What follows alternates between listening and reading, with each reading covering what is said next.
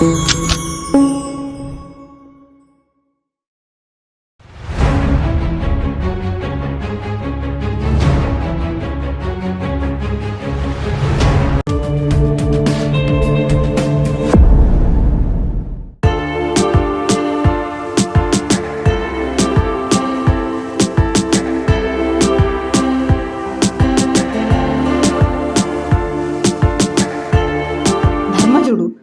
సంతప్త హృదయుడయ్యాడు. కృష్ణుడి వైపు చూసి, కృష్ణ, భీష్ముడిని వధించడం అసాధ్యం సుమా. భీష్ముడు మన సైన్యాన్ని ఊచకోత కోస్తుంటే మనమంతా నిస్సహాయులమై చూస్తూ ఊరుకోవడంగా ఉంది. మళ్ళీ యథాప్రకారం అడవులకి తిరిగిపోవడమే మంచిదేమో అన్నాడు. అది విని కృష్ణుడు ధర్మరాజును సమాధానపరుస్తూ, ఓ ధర్మజ, విచారించకు. అర్జునుడు భీముడు ఎంతో శక్తిమంతులు. నా అండ వారికి ఉండనే ఉంది. భీష్ముడు హతుడయ్యాడో విజయం మనదే అన్నది తథ్యం. ఆయన ఏ ఆయుధాన్నైనా ప్రయోగించగల నైపుణ్యం ఉన్నవాడు. క్షణాల్లో సైన్యాన్ని భస్మీభూతం చేయగలవాడు. అంతటి వాడైనా నీవంటే వల్లమాలిన అపేక్ష గలవాడు. కాబట్టి ఆయన్ని చంపటం ఎలాగో ఆయన్నే అడగడం సబబు అన్నాడు. అనగానే పాండవుల ఎదుగురు కృష్ణుడు రాత్రి బాగా పొద్దుపోయాక భీష్ముడి శిబిరానికి వెళ్లారు. వారిని ఆ సమయంలో చూసి భీష్ముడు ఆశ్చర్యపోయాడు. వారంతా ఆయన పాదాలు తాకి ప్రణమిల్లారు. భీష్ముడు వారితో, రావయ్యా కృష్ణ, నిన్ను చూశాను, చాలా సంతోషంగా ఉంది. నీకు పాండవులకు స్వాగతం అనేసరికి భీష్ముడి స్వాగత వచనం విన్న ధర్మజుడు ఆనందంతో పొంగిపోయాడు. భీష్ముడితో, పితామహ, యుద్ధం గెలవడం ఎలా, రాజ్యాన్ని పొందడం ఎలా? నువ్వు యుద్ధంలో మా సైన్యానంతా హతమారుస్తున్నావు. మేము నిన్నెలా ఎదిరించగలమో తెలియడం లేదు. మేము ఎలా గెలవగలుగుతామో దయచేసి నువ్వే చెప్పవలసింది అని అడిగాడు. అందుకు భీష్ముడు, ఓ కుంతిపుత్ర, నేను జీవించి ఉన్నంత వరకు మీకు విజయం దక్కదు అన్నాడు. అప్పుడు యుధిష్ఠిరుడు, మరైతే నిన్ను వధించడం ఎలా? మేము ఇంద్రవరుణులైనా జయించగలం గాని నువ్వు మా పాలిటి యముడవై మా మీదే దండం విసురుతున్నావు కదా అన్నాడు. భీష్ముడు ఆ మాట విని, నువ్వు అన్నది సత్యమే, నన్నెవ్వరూ యుద్ధంలో వధించలేరు. స్త్రీ ఎదురు నిలిస్తే పోరాడనని, చేపట్టిన ఆయుధాన్ని వదిలేస్తానని శపథం చేశాను. శిఖండి కూడా ఒకానొకనాడు స్త్రీయే. అందువల్ల అతన్ని నా ఎదుటికి తెచ్చి నిలపండి. అప్పుడు నేను ఆయుధం ప్రయోగించను. ఆ సదవకాశాన్ని ఉపయోగించుకుని అర్జునుడు మాత్రం నన్ను హతమార్చగలడు అని చెప్పగానే మీనమేషాలు ఎంచకుండా పాండవులు ఆ పద్ధతినే నిర్ణయించుకుని తమ గుడారాలకు చేరుకున్నారు. అర్జునుడిని బాగా ఒత్తిడి చేశారు. అర్జునుడు శోకించాడు. సిగ్గుతో కుంగిపోతూ తలవంచి కృష్ణుడితో, హే కృష్ణ, నేను ఈ పని ఎలా చేయను? ఆ వయోవృద్ధుడు, పూజ్యుడు, కురువంశ రక్షకుడు, పితామహుడు అంతటి వాణ్ణి గాయపరచడమా? ఎంతటి వీరుడు, వివేక సంపన్నుడు! నా చిన్ననాటి ముచ్చట్లు జ్ఞాపకం వస్తున్నాయి. నేను మట్టి కాళ్లతో సరసరా ఆయన ఒడినెక్కి కూర్చునేవాణ్ణి. ఆయన దుస్తులన్నీ పాడు చేసేవాణ్ణి. ఒక్కొక్కప్పుడు ఆయన్ని నాన్నగారు అని పిలిచేవాణ్ణి. అప్పుడు ఆయన చిరునవ్వు నవ్వి, మీ నాన్నకి నాన్నని బాబు అనేవారు. అటువంటి మహానుభావుణ్ణి నా వల్ల కాదు. కావాలంటే ఆయన నన్ను, నా సైనిక దళాన్ని చీల్చి చెండాడినా పర్వాలేదు, కానీ ఆయన్ని చంపడం నా వల్ల కానే కాదు అంటూ వాపోయాడు. అంతటా కృష్ణుడు గంభీరంగా ఇలా అన్నాడు, అర్జున, భీష్ముడిని హతమారుస్తానని ప్రతిజ్ఞ చేసి ఇప్పుడు మాట తప్పదలిచావా? ఒకసారి చంపాలనే ఉద్దేశం కలిగాక అవతలివాడు వృద్ధుడైన మహానుభావుడైన శత్రువు కిందే జమ. ఆ విధి నిర్వహణ క్షత్రియుల ధర్మం. ఎట్టకేలకు అర్జునుడు కృష్ణుని సలహా తలదాల్చి దృఢనిశ్చయుడయ్యాడు.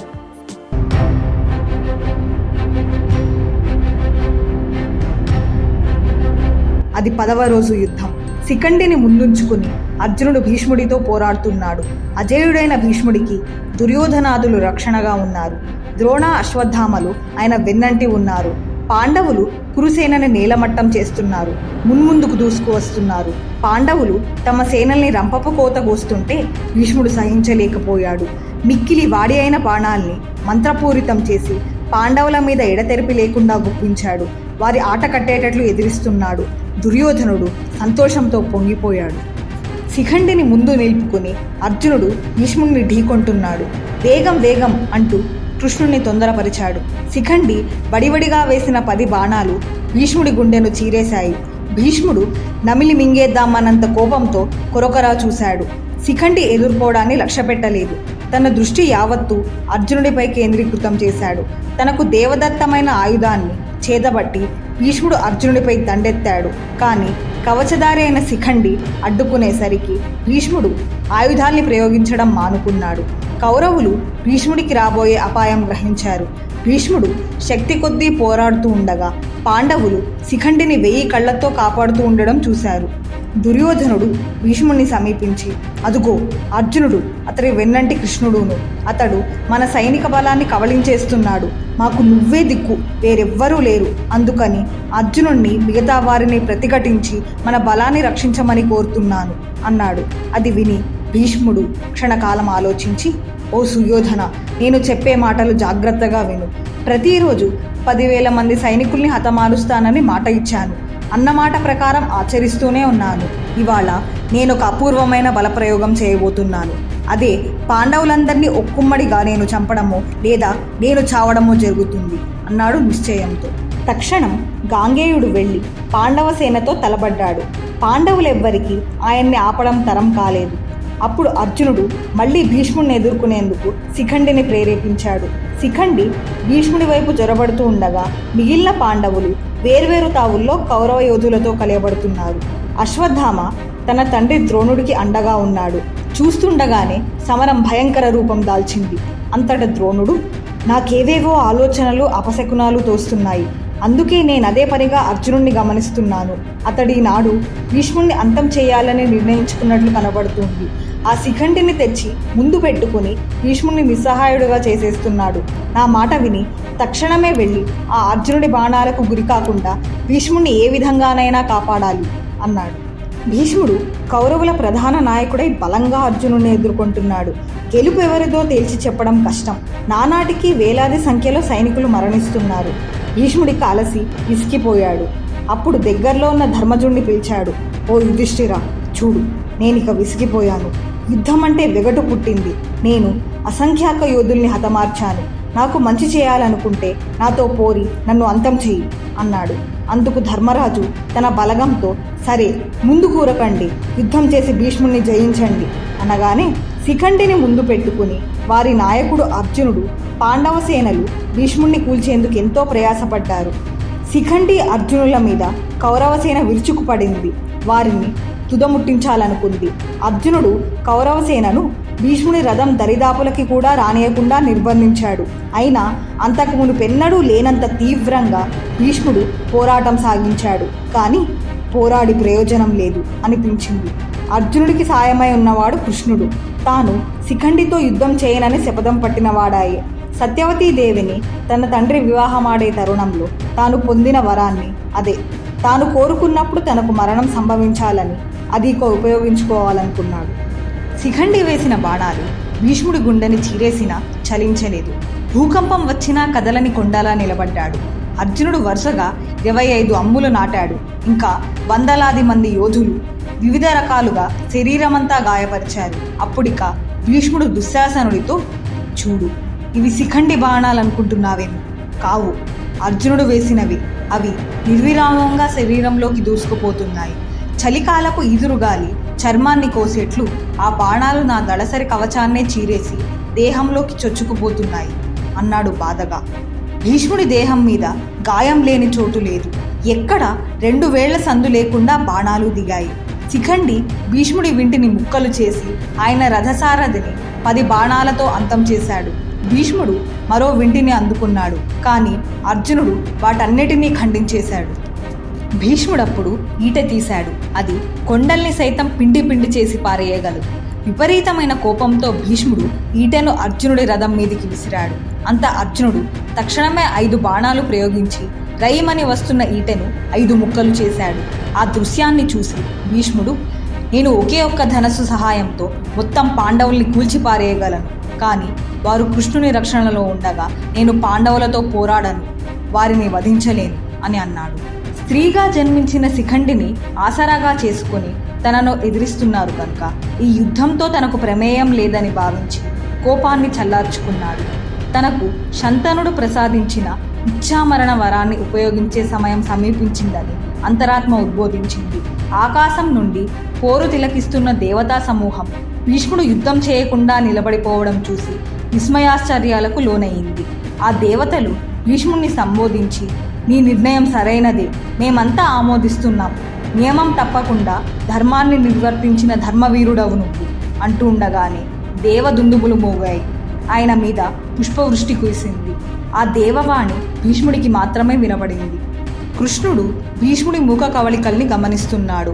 అతడి సలహా పాటించి శిఖండి భీష్ముడిపై శరపరంపర గుప్పిస్తున్నాడు. కానీ శాంతనువుడు వాటన్నిటినీ భరిస్తూ శాంతంగా నిలబడ్డాడు. దుర్యోధనాదులంతా ఆ సంఘటనను నిస్సహాయులై పరికిస్తూ ఉండిపోయారు. సూర్యుడు పడమటి దిశను చేరుకుంటున్నప్పటికీ అర్జునుడు గుప్పించిన వేల బాణాలతో శరీరం తూట్లు పడిపోయిన తేజోమూర్తి అయి వెలుగొందే భీష్ముడిలాగా ఆకాశంలో అస్తమించే సూర్యుడు కూడా దేదీప్యమానంగా ప్రకాశిస్తున్నాడు.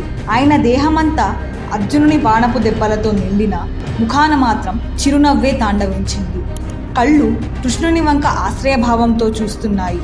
మహాభారతానికి మూలస్తంభమైనట్టి కురువృద్ధుడు, భీష్మ పితామహుడు, యోధానుయోధుడు రథం నుంచి ఒరిగిపోయాడు. భూమి కంపించింది. అంపశయ్య మీద పడుకున్నట్లు ఉన్నాడు. ఆయన దేహం నేలను తాకలేదు. అప్పటికింకా సూర్యుడు దక్షిణాభిముఖంగా ప్రయాణిస్తున్నాడు. అంపశయ్యపై పడి ఉండగా ఈ సమయం మంచిది కాదే, ఇప్పుడే ఎందుకు పడిపోవాలి అని ఆయనకు దేవవాణి వినిపించిందట. అందుకు భీష్ముడు నవ్వి, భీష్ముడు పడిపోయాడు గాని మరణించలేదు. ఉత్తరాయణ పుణ్యకాలం వచ్చాక గాని ఈ దేహాన్ని విడిచిపెట్టను అన్నాడు. భీష్మ జనని గంగామాత ఋషిపుంగవుల్ని ఆయన వద్దకు అది దక్షిణాయన కాలం అని తెలపడానికి పంపింది. వారు హంసల రూపాలలో మానస సరోవరం నుంచి వచ్చి ఆయన చుట్టూ చేరారు. భీష్ముడు వారితో ఆ విషయం తనకు ముందే తెలుసునని, ఉత్తరాయణం రాగానే నేను ఈ దేహాన్ని విడిచిపెడతాను అని అనగానే వారు వెళ్ళిపోయారు. కృపుడు, దుర్యోధనుడు, మిగతా వారు బోరున విలపించసాగారు. ఇరుపక్షాల సేన యుద్ధం నిలిపివేశారు. ఆయుధాల్ని వదిలేసి అంతా వెళ్ళి భీష్ముడి చుట్టూ చేరారు. కౌరవ పాండవులు ఇరువురు ఆ మహావీరుడి పట్ల తమ మర్యాదల్ని పాటించారు. ఏడ్చి పెడబొబ్బలు పెట్టేవారు కొందరైతే మరికొందరు మూర్ఛపోయారు. ఇంకొందరు క్షత్రియ సంస్కృతిని హింసాత్మకంగా, పదవీ వ్యామోహితంగా నిందించారు.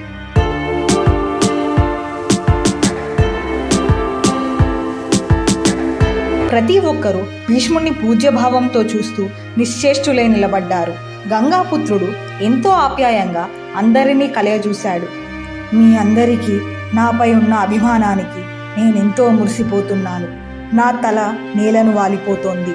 తల ఆనించేందుకు కాస్త ఆధారం ఏదైనా పెట్టండి అని అడగడమే తరువాయిగా ఎన్నో తలగడలు, మెత్తనివి, పట్టువి ఎన్నో పట్టుకొచ్చారు.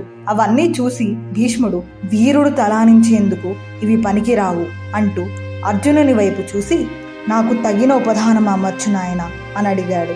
అర్జునుడు ఆయన ఉద్దేశాన్ని గ్రహించాడు. తక్షణమే వింటినారి సారించి 3 బాణాలు గుప్పించాడు. ఆ 3ంటిని నేలను నాటి భీష్ముడు తల ఆనించేందుకు వీలైన ఉపదానంగా అమర్చాడు. అర్జున, నేను అడిగింది, నాకు కావాల్సింది ఈ ఉపదానమే. ఇదే క్షాత్రధర్మం. యుద్ధభూమిలో చిరనిద్రపోబోయే ఈ క్షత్రియుడి తల తప్ప దేహమంతా నేల తాకకుండా శరశయ్య ఉంది. ఇప్పుడు తలకి కూడా అమరింది. చాలు, ఈ దేహం చాలించేందుకు ఇది మంచి వేళ కాదు. ఉత్తరాయణ పుణ్యకాలం వచ్చే వరకు ఆ కర్మసాక్షిని ఉపాసిస్తూ ఈ అంపశయ్య మీదనే నిరీక్షిస్తూ ఉంటాను అన్నాడు. దుర్యోధనుడి ఆదేశానుసారం ఎందరో ఘన వైద్యులు వైద్యం చేసేందుకు అక్కడికి వచ్చారు. కానీ భీష్ముడు ససేమిరా ఒప్పుకోలేదు. చిరాకు పడ్డాడు. క్షత్రియ వీరుడిగా ఆనందంలో పరాకాష్ఠనందుకున్నాను. అసువులు పోగానే ఈ బాణాలతోనే చితిపేర్చి దహనం చేయాలి అంటూ హెచ్చరించాడు. చీకటి పడింది. దుర్యోధనాదులు ఆయన చుట్టూ చేరి కూర్చున్నారు. అంతటా కృష్ణుడు ధర్మజుడితో, మీ అదృష్టం, విజయం ఇక మీదే అన్నాడు. అందుకు ధర్మరాజు, అవును కృష్ణ, నీ అనుగ్రహమే మాకు జయం, నీ ఆగ్రహం అపజయం. మాకు నువ్వే శరణ్యం, మా రక్షకుడవు నువ్వే. ఇందులో మా నిర్ణయం కానీ మా ప్రయోజకత్వం కానీ లేసమైనా లేదు అంటూ వినయంగా చెప్పాడు. భీష్ముడికి దాహమైంది. అర్జునుడి వంక చూసి, అర్జున, దాహం తండ్రి అని అడిగాడు. అంతటా అర్జునుడు వెంటనే గాంధీవ ధనస్సునెత్తి వాడి బాణాలు వేశాడు. నేల నెరియలిచ్చింది. భూగర్భంలోంచి తీయని జలధార పైకి చిమ్మింది. భీష్ముడు తృప్తిగా ఆ నీటిని తాగాడు. ఆ తరువాత దుర్యోధనుణ్ణి ఉద్దేశించి, చూడు సుయోధన, ఈ లోకం మొత్తంలో ఈ నైపుణ్యం మరెవ్వరికీ లేదు. కృష్ణార్జునులంటే ఎవరనుకున్నావు? నరనారాయణులు. ఇక నీ పగను వీడి అర్థం లేని ఈ యుద్ధానికి స్వస్తి చెప్పు. ఈ భీష్మ మరణానంతరం మీ జీవితాల్లో శాంతి సౌహార్దాలు నెలకొనాలని ఆశిస్తున్నాను. రాజ్యంలో సగపాలు ధర్మరాజుకి ఇచ్చేసి అంతా శాంతియుతంగా జీవించండి అని హితవు చెప్పాడు. దుర్యోధనుడు మౌనం వహించాడు. భీష్ముడు పడిపోయాడన్న వార్త విన్న కర్ణుడు నిశ్చేష్టుడయ్యాడు. మెదలకుండా ఆయన ఉన్న చోటికి వెళ్ళాడు. ఆయనకి పాదాభివందనం చేశాడు. నేను రాధేయుణ్ణి, మీరు నన్నెప్పుడూ కానివాడి కింద జమకట్టి చూసేవారే అతణ్ణి అనేసరికి ఆ మాటలు విని భీష్ముడు ఒంటి చేతితో చేరబిలిచి దగ్గరకు తీసుకుని, రా బాబు, నువ్వు కౌంతేయుడవే కానీ రాధేయుడవు కావు. నాకు నీ మీద ద్వేషమేమీ లేదు కన్నా, నువ్వు ఒక గొప్ప యోధుడవని నాకు తెలుసు. నేను పరుషంగా మాట్లాడేవాడినంటే నువ్వు మహాగర్వివని, పాండవుల్ని నిష్కారణంగా దూషించేవాడివని, బ్రాహ్మణులంటే నీకున్న భక్తి శ్రద్ధల్ని, నీ శౌర్య సాహసాల్ని నేనెంతో మెచ్చుకుంటాను. నువ్వు అర్జునుడికి సమౌజ్జీవి, కృష్ణుడంత ఘనుడివి. నా సలహా పాటించి పాండవులతో సమాధానపడి సఖ్యంగా ఉండు. నా మరణానంతరం పగా విరోధం మానుకో అని బ్రతిమిలాడాడు. అందుకు కర్ణుడు, నేను కుంతీపుత్రుడనన్న విషయం నాకు తెలుసు, కానీ నేను దుర్యోధనుడు ఇచ్చిన సంపదను అనుభవిస్తున్నందున నేనతడి పతనానికో కష్టాలకో కారకుణ్ణి కాలేను. కృష్ణుడు పాండవ పక్షాన ఉన్నట్లే నేను దుర్యోధనుడి పక్షాన ఉన్నానంతే. పాండవులకి ఓటమి లేదు. అయినా దుర్యోధనుడి పక్షాన పాండవులతో పోరాడతానని నా శపథం. నా శపథానికి భంగం వాటిల్లనీయను. నీ మాట పాటించనందుకు నన్ను మన్నించమని వేడుకుంటున్నాను. ఒకవేళ నేనెన్నడైనా మిమ్మల్ని నా మాటలతో కానీ చేతల వల్ల కానీ నొప్పించినట్లయితే క్షమాపణ కోరుతూ నన్ను పోరాడేందుకు అనుమతించమని ప్రాధేయపూర్వకంగా అడుగుతున్నాను అన్నాడు. అప్పుడు భీష్ముడు, నీకు పోరాడేందుకు అనుమతినిచ్చాను, పోరాడు. ఆవేశానికి లోనుగారాదు, ఎట్టి ఘనతను ఆశించరాదు సుమా. ఎందుకు చెబుతున్నానంటే కురు పాండవుల మధ్య శాంతిని నెలకొల్పాలని చూశాను కానీ విఫలుడనయ్యాను అన్నాడు. కర్ణుడు భీష్ముడి వద్ద సెలవు పుచ్చుకుని బయలుదేరాడు. భీష్మ పర్వం సమాప్తం.